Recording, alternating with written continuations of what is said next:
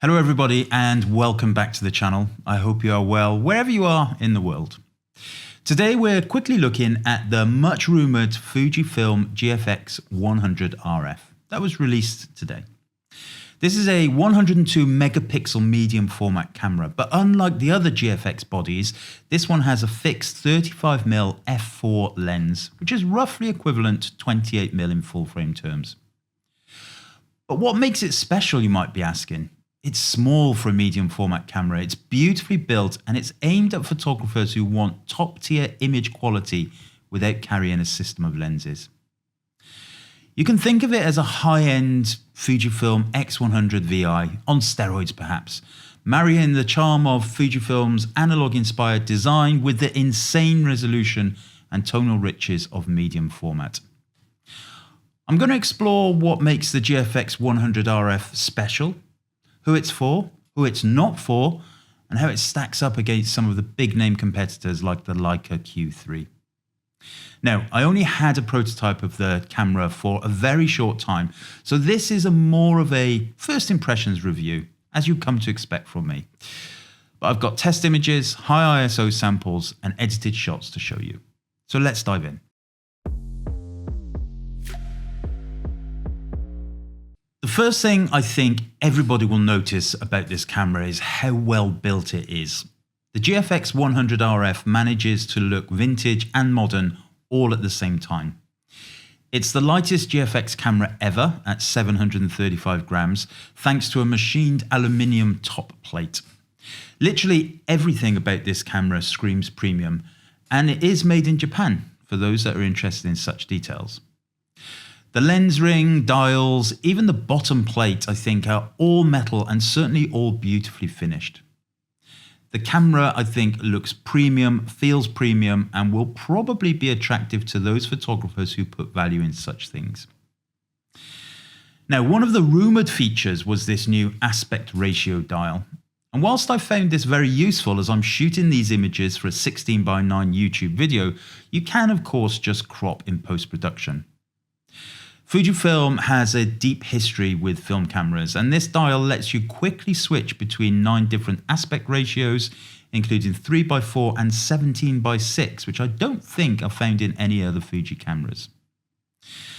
There's also a pretty neat digital teleconverter lever mounted on the front of the camera, allowing swift movement between 35mm, 45mm and 80mm.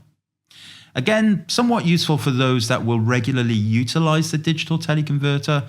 Personally, I've rarely used that feature on other Fujifilm cameras, and that didn't change with the X100RF.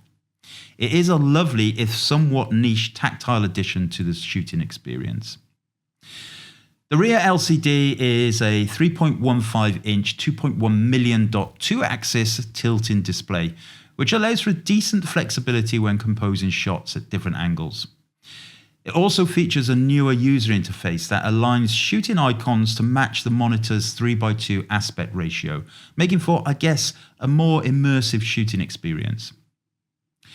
Additionally, the new surround view function lets you see areas outside the shooting frame in a semi-transparent or line format.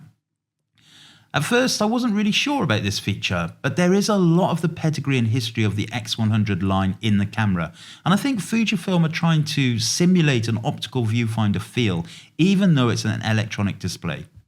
It kind of works, and I got used to it after a while.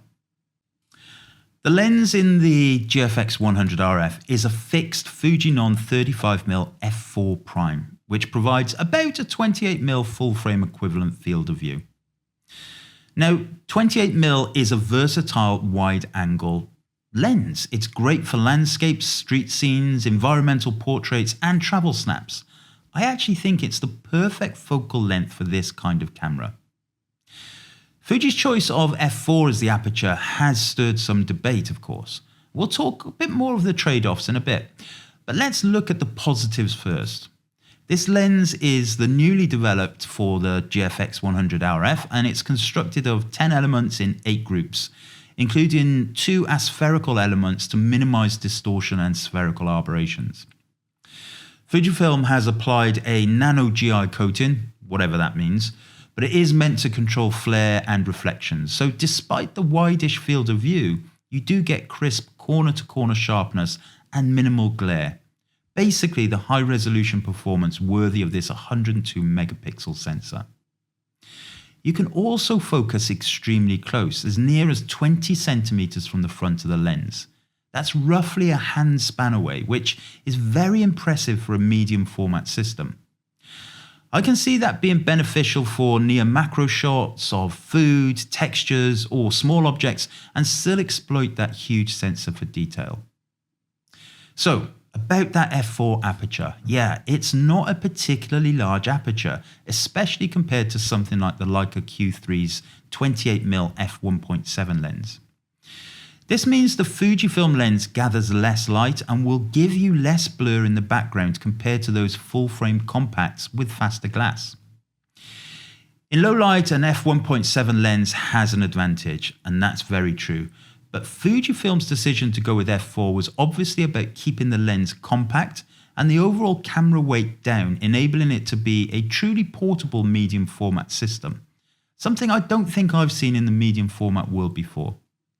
I certainly wouldn't be able to carry my GFX100S and a lens around in a coat pocket or a small camera bag. Is it brave and bold choice by Fujifilm, this f4 lens? Only you can decide that. Fujifilm have included a 4-stop ND filter in the camera, as we see in the X100 range, which is great for creative control. You can shoot wide open in bright sunlight or do long exposures without the need of ND filters, etc. That filter in the camera combined with the leaf shutter, again something we haven't seen in the GFX range to date, also opens up flash possibilities. The GFX100RF's leaf shutter lets you sync flash at almost any shutter speed, which I think will lead to some great creative opportunities for some of you.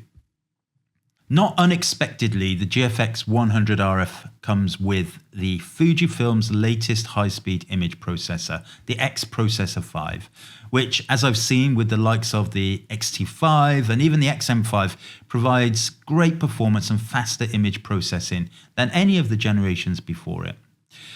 The result is a wide dynamic range and low noise straight out of the camera, something those of us who have used previous GFX systems have come to expect. Now, I guess in real-world use, the GFX100RF will deliver stunning detail across both highlights and shadows. Bright skies should hold on to their texture rather than blowing out, while deep shadows should retain clarity without turning into a noisy mess. Exactly what you need for high contrast scenes like golden hour landscapes or even nighttime cityscapes. At the base ISO of 80, you're looking at around 14 stops of dynamic range, giving you loads of flexibility in post-production. And with the 16-bit RAW files, you've got an immense amount of tonal information to work with, whether you're pushing shadows or refining subtle color transitions. It does support UHS-2 SD cards, which was something I was concerned would be lacking, but dual UHS-2 slots are included and they're needed for handling large 102 megapixel image files efficiently. Of course, it includes all 20 of Fujifilm's beloved film simulations, which bring classic film looks straight out to the camera, including Provia, Velvia, Classic Chrome, Acros, and the latest nostalgic neg. In terms of ISO performance, the GFX100RF has a standard ISO range of 80 up to 12,800. At base ISO 80, you'll get the absolute best image quality, virtually noiseless, maximum dynamic range. Even as you raise the ISO 800, 1600, 3200, even more, the large sensor will keep noise well controlled and details high. I think the GFX sensors tend to have a beautiful noise profile, a fine grain-like noise at higher ISOs that can actually look very natural. But remember, that f4 lens plus no in-body image stabilization means you will sometimes need to bump ISO up. Fujifilm, I think, is banking on the sensor's quality to cover those situations. And dynamic range holds up decently as ISO rises on these cameras, though it's optimum, of course, at its base level. If you're shooting landscapes or architecture on a tripod, you'll live at base ISO and absolutely love in the insane details, 122 megapixels from this camera. So let's edit a few of these GFX100RF images. You didn't think you'd get away without me showing off my Lightroom presets, did you? And of course, you can always get a discount of my YouTube channels for my presets. And right now, the discount code is TPS25 for 20% off. Okay, so first thing you'll notice in Lightroom, actually, they're already prepared. Look, GFX100RF. You can edit your RAW files already. So as soon as you get the camera, if you buy it, then you can edit.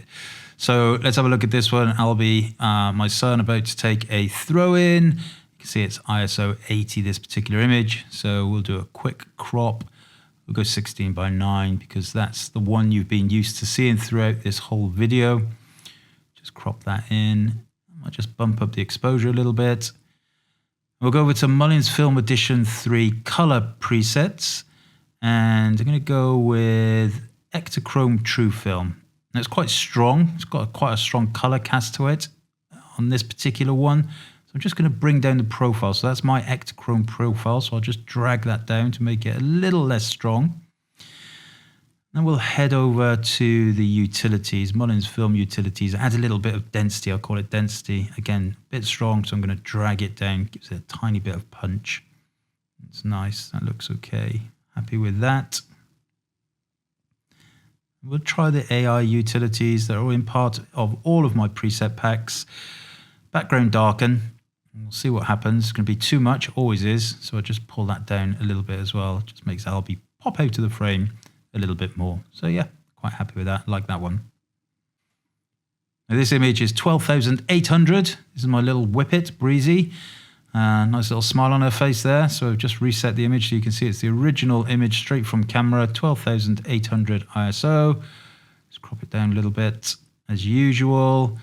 And I think in this case, we'll go black and white. We'll go really filmic, nice punchy black and white film image. And we'll go to Film Edition 3 monochrome.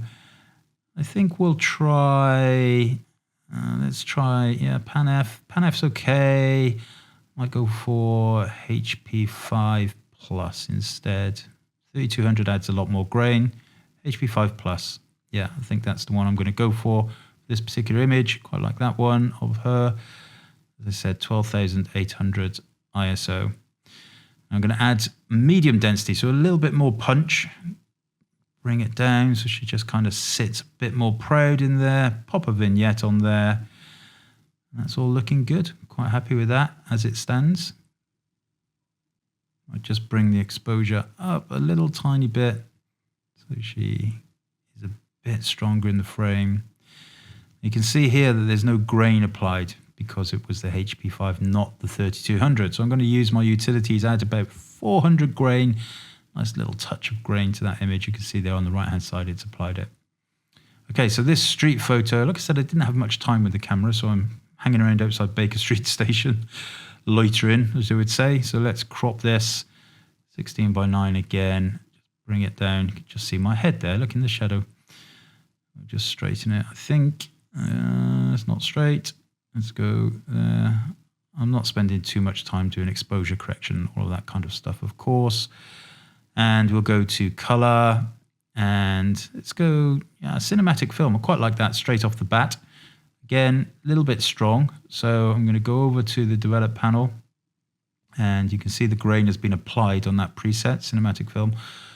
All my presets, by the way, have profiles built. So you can just slide that profile down and I'm going to just drop the highlights a little bit.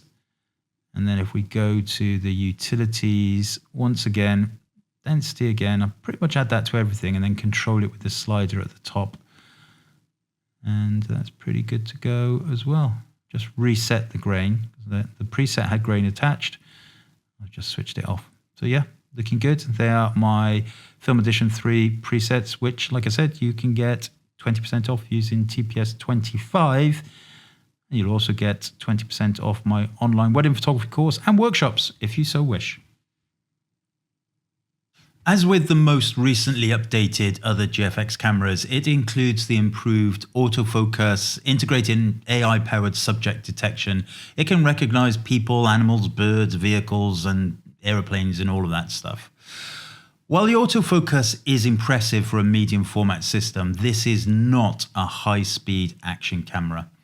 Tracking is reliable enough, but not on the level of the X-T5 or even the X100 VI really. Don't expect to be shooting fast-moving street photos with this camera. It's not a spray and pray camera. It's a much more considered shooting approach. Whilst I did take it to one of my son's football games, and the image quality of course was phenomenal, this isn't the type of camera I'd use to shoot this kind of stuff on regularly, primarily because of the length of the lens. You'll be interested in this camera if you are a street, travel, people, or documentary photographer who really wants a level up on image quality and dynamic range. In the past, medium format cameras and even earlier GFX models were known for relatively slow autofocus, not ideal for moving subjects. But the GFX100RF feels snappier than perhaps you'd expect from a 102 megapixel point and shoot system. I noticed that even when shooting in dim conditions, it could lock focus without hunting as long as there was some contrast. Contrast detect assist is there, of course, but the phase detection pixels mean you avoid the old wobble focusing that we used to get. The camera is super quiet in use, and the leaf shutter's tiny snick sound is very, very discreet. For documentary and perhaps very wealthy wedding photographers, that silence plus the stealthy looks will let you capture moments without drawing any attention to yourself. And by the way, the GFX100RF uses the same newer battery that we've seen recently, but shot life seems to be much better than my GFX100S. Fujifilm rates the GFX100RF at around 820 shots per charge in normal mode.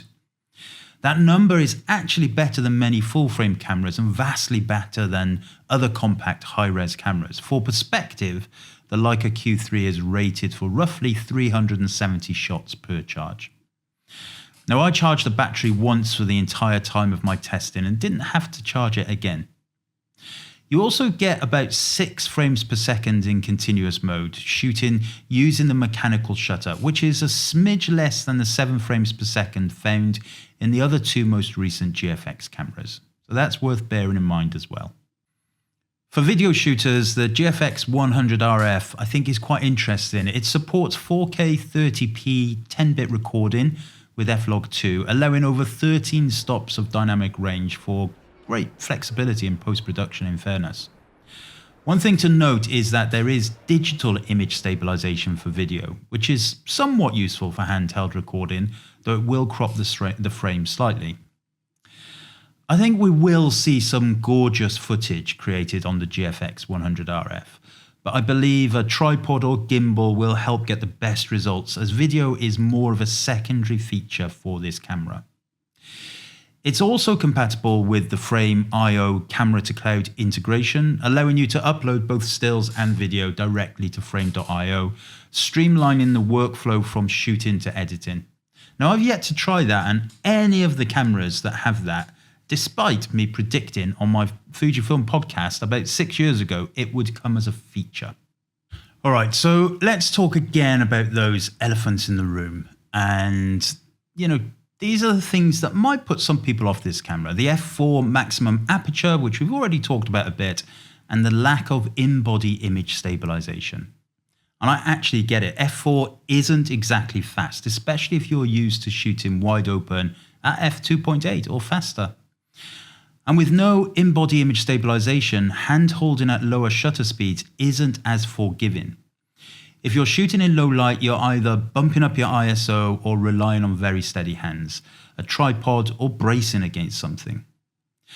For some, that's going to be a deal breaker, and that is absolutely fair enough. But at the same time, I think it depends a little bit on how you shoot, whether this camera is for you or not. For me, medium format has always been more about deliberate photography. Landscapes, fine art, environmental portraits, where you're often taking your time and not necessarily shooting in rapid fire situations. Plus, Fujifilm's GFX sensors handle high ISO so well, so pushing it a stop or two isn't the end of the world. Now, why didn't Fuji include IBIS or a faster lens? The answer is obvious, and we alluded to it earlier. It's about the size and the weight. The whole point of the GFX100RF is to be the smallest and lightest GFX camera ever.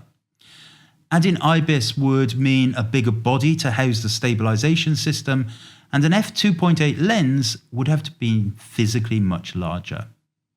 Both would have taken away from the compact, travel-friendly design Fujifilm, I think, are aiming for. Would I prefer 2.8 and IBIS? Yes, absolutely, of course. But do I get why Fujifilm made the choices they made? Yeah. And I think for the right photographer, those trade-offs make sense.